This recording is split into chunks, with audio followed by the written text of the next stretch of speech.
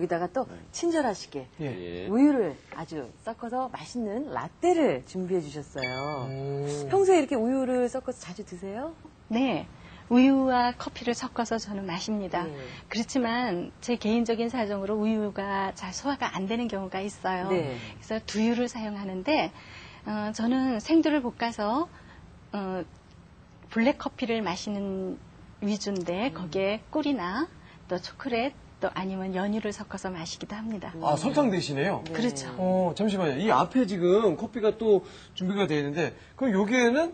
지금 두유가 섞여 있습니다. 아, 두유가요? 네. 오. 커피하고 두유를 섞어서 드실 때는 커피 1, 두유 2 정도의 분량으로. 네, 분량으로. 어때요?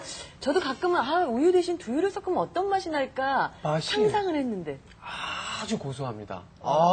커피에다가 두유를 타서 먹는 그런 방법도 있네요. 그런데 그 앞에 있는 거는 우유를 타서 그러면은 커피를 준비가. 요거는 지금 해주신 우유를 거거든요? 타주신 거예요. 네. 어떠세요? 뭐 부드럽죠. 그런데 우유나 두유가 아니라 커피 프리머를 또 이렇게 많은 분들이 즐기시기도 하는데요. 이게 또 참 이 높은 칼로리를 제공하는 원인이 되지 않나 하는 생각이 들거든요. 이 커피 프리머는 주로 어떤 성분이 함량이 들어가 있습니까? 네, 우리 커피 프림 같은 경우는 커피 속에는 지방질도 있고 높기 때문에 그것을 물하고 이렇게 섞어주는데 잘 섞여야 돼요. 물과 기름을 잘 섞이게 하는 또 커피를 잘 분산시키게끔 하는 그런 성분이에요. 그걸 우리는 계면 활성제라고 그럽니다. 물과 기름을 활성화시켜서 잘 이렇게 섞이게 한다 이런 의미거든요. 그게 이제 우리 식품에서는 식품 유화제라고 그래서 그게 이제 기름의 일종입니다. 지방의 일종이죠. 그래서 칼로리가 높습니다. 커피를 참 좋아하신다는 천명옥주부께서는 몸매가 아주 그냥 그렇게 너무 커피를 많이 드시는데도 칼로리를 많이 소모를 하시는 모양이에요. 글쎄요, 이 블랙커피가 오히려 좀 살을 좀 빼준다라는 그런 이야기를 들은 것 같거든요. 교수님 어떻습니까? 예, 그런 보고가 있습니다. 우리가 이런 게 어떤 실험을 했는데 그 블랙커피의 경우 카페인 성분이 우리 대사작용을 아주 원활하게 일어나게 해서 칼로리 소모하는 게 그렇지 않은 경우보다 약 10% 정도 더 많이 소모한다 하는 보고가 돼 있어요.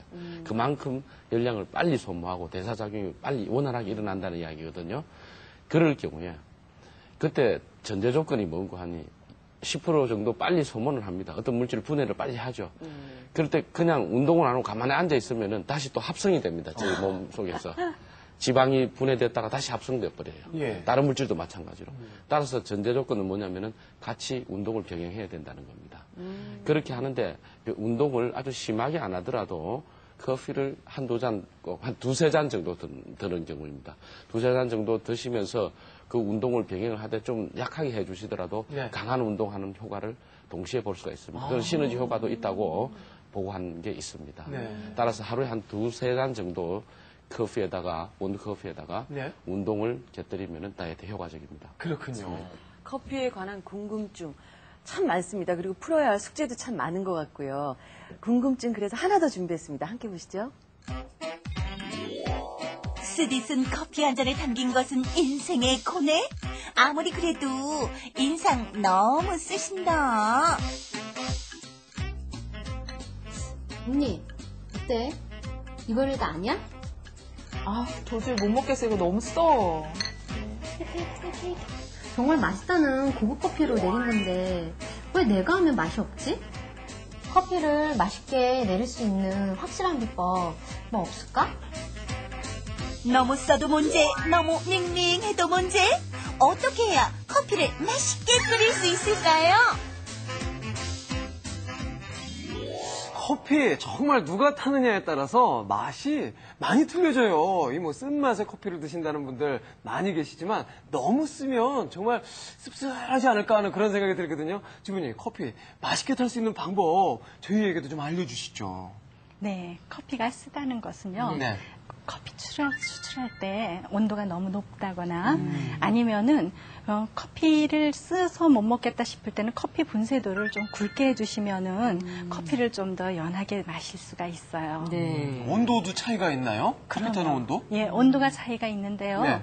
온도가 보통은 90도에서 95도로 얘기하는 분들도 있고, 그럴 때는 온도를 85도나 그런 정도로 낮춰주면은 그 쓴맛을 좀 줄일 수가 있습니다. 네. 자, 설명은 그렇게 들었습니다. 예. 우리 천목 주부께 커피를 아주 맛있게 만드는 방법을 지금부터 배워보도록 하겠습니다. 네. 네. 자, 이 앞에 저희가 분쇄된 커피를 4가지 종류로 준비를 했어요. 예, 분쇄도가 여러 다양하게 있지만은 여기 제일 곱게 분쇄된 것이 에스프레소용이고요. 예, 요것이요. 네, 그 옆이 드립용이에요. 이렇게 드림용. 예, 깔때기 모양의 여가지를 넣어가지고 물을 주전자로 해서 가늘게 부어서 내려 마실 수 있는 드립용이고요. 네, 요거는요. 그거는 보통 커피 메이커라 그러죠? 네네. 네, 그쪽에 커피 내려주시고 메이커. 프렌치 프레스라고 차도 우려 먹고 하는 게 있어요. 자, 안에 커피와 온도 맞는 물을 넣고선 눌러서 내려 먹는 커피. 카페 같은 데 보면 그런 데 커피 나오는 경우 보셨죠? 맞아요. 예. 자, 그렇게 해서 어떻게 이제 예. 보여주시죠, 과정을 좀. 예, 요거는 이제 주로 드립이라 그러는데요.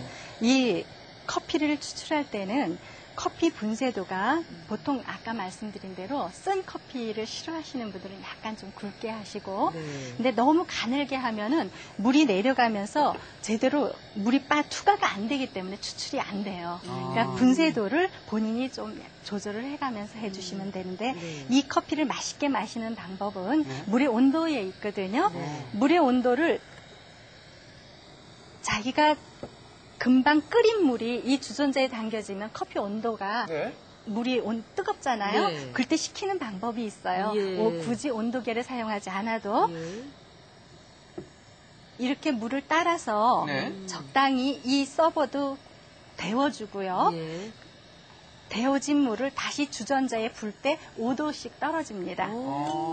그래서 금방 끓여진 물이 이 주전자에 들어갔을 때는 보통 95도 정도 되는데 이 서버에 담겨졌다 다시 갈 때 반복되는 횟수에 따라서 5도씩 물이 온도가 떨어지기 때문에 굳이 온도계를 사용하지 않아도 물의 온도를 잘 가늠해서 추출을 할 수가 있습니다. 지금 그럼 90도가 된 거죠, 한번. 그렇죠. 예. 그리고 한 번 더 해주시면은 네, 85도로 내려갑니다. 예. 지금 커피를 진하지 않고 부드럽게 추출하기 위해서 온도를 조금 떨어뜨려 봤어요. 자, 그 다음에 커피를 이렇게 준비해 놓고 난 뒤에 이 커피가 맛있게 추출이 되려면은요, 네. 이 커피 마른 것 상태잖아요. 네. 이 마른 상태에 물을 그냥 붓게 되면 골고루 물이 스며들지 않죠. 네. 그걸 스며들게 하기 위해서 먼저 불림의 단계를 거쳐야 돼요. 커피를 커피 살짝 물을 불려줍니다. 그렇죠. 예. 불린다라는 거는 보통 저희가 얘기할 때 두다, 얹다라는 표현을 해요. 네. 왜냐하면 물을 확 붓지 말라는 얘기예요. 잘 부드럽게요. 살짝 적셔주는군요. 그렇죠. 살짝 적셔주시면 돼요. 오늘 커피 향이 너무 아주 그냥 쫙 코끝에 야 자극을 하네요. 네. 요 상태로 어느 정도 돼야 됩니까? 30초 정도. 30초 정도.